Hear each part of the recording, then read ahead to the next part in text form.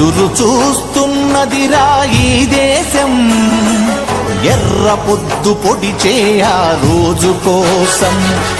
కలలు గంటున్నదిరా ఈ దేశం, కమ్యూనిజం నిజమయ్యే కాలం కోసం.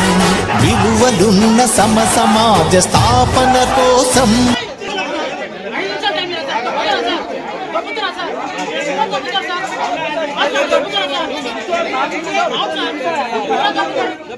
పెట్రోల్ మీద డీజిల్ మీద 8 రూపాయల భారం పెంచడం జరిగింది.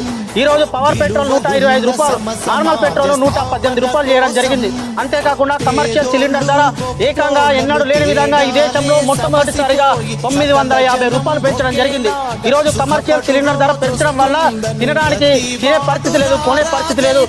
బీజేపీ ప్రభుత్వం మట్టి కొట్టుకుపోతుందని చెప్పి కాబట్టి వెంటనే ప్రభుత్వం కలిదేవాలే. నరేంద్ర మోడీ అసలు ప్రధానమంత్రి పెట్టుబడిదారుల ప్రధానమంత్రి తెలుసుకోవాల్సిన అవసరం. స్వేచ్ఛను ఈ నేల తల్లికిస్తుందని ఎదురు చూస్తూ